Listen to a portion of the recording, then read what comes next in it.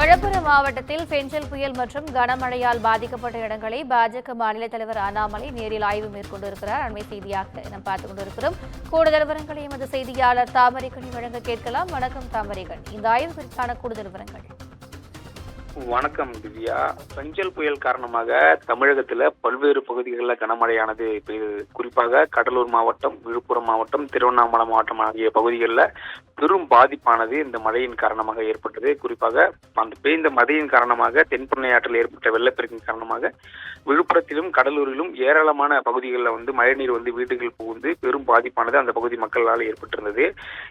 உடனடியாக நேற்றைய தினம் பாஜக மாநில தலைவர் லண்டனிலிருந்து வந்த பிறகு ஒரு குழு ஒன்றை அமைத்திருந்தார். அதாவது மழையினால் பாதிக்கப்பட்ட பகுதிகளில் நேரடியாக சென்று அதை ஆய்வு செய்து அதை மத்திய அரசிற்கு சமர்ப்பிக்க வேண்டும் என்று ஒரு குழு அமைத்திருத்து நேற்றைய தினம் வெளியிட்டிருந்தார். இந்த குழு நேற்றைய தினமே கடலூர், விழுப்புரம், திருவண்ணாமலை, தருமபுரி என அனைத்து பகுதிகளுக்கும் சென்று இந்த மழை வெள்ள பாதிப்பை கணக்கெடுக்கக்கூடிய பணியில் ஈடுபட்டிருந்தாங்க. இந்த நிலையில தற்போது பாஜக மாநில தலைவர் அண்ணாமலை அனைத்து பகுதிகளிலும் நேரில் சென்று நானும் ஆய்வு செய்வதாக நேற்று தினம் தெரிவித்ததன் அடிப்படையில் தற்போது அவர் அந்த ஆய்வினை மேற்கொண்டிருக்கிறார். தற்போது அவர் விழுப்புரம் மாவட்டம் வழியாக, அதாவது இன்று காலை தொடங்கி ஈசிஆர் வழியாக சென்று மரக்காணம் பகுதியில் தற்போது இந்த ஆய்வினை மேற்கொள்கிறார். அங்கு விவசாய நிலங்கள் எந்த அளவுக்கு பாதிக்கப்பட்டிருக்கிறது, பொதுமக்கள் எந்த அளவுக்கு பாதிக்கப்பட்டிருக்கிறார்கள் என அந்த பகுதி மக்களை தொடர்ந்து கேட்டிருக்கிறார்.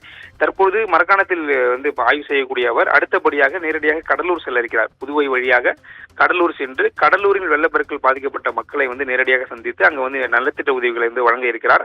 அடுத்தபடியாக கடலூரில் முடித்த பிறகு திருக்கோயிலில் சென்று அடுத்தபடியாக விழுப்புரம் செல்வதற்கான திட்டங்களை அவர் மேற்கொண்டு வருகிறார். எனவே இவர் சுற்றுப்பயணத்தை மேற்கொண்ட பிறகு இதை ஒரு கணக்கெடுப்பு எடுத்து, அதாவது எந்தெந்த பகுதிகளில் விளைநிலங்கள் அதிகமாக பாதிக்கப்பட்டிருக்கிறது, பொதுமக்களுக்கு வீடு எந்த அளவுக்கு சேதாரம் அடைகிறது என உள்ளிட்ட கணக்குகளை எடுத்த பிறகு இன்றைய தினம் நள்ளிரவு அவர் டெல்லி செல்ல இருக்கிறார். டெல்லி சென்று நேரடியாக தலைமையிடம் இது ஒப்படைக்க இருப்பதாகவும் ஒரு தகவலானது வெளியாகி இருக்கிறது. திவ்யா,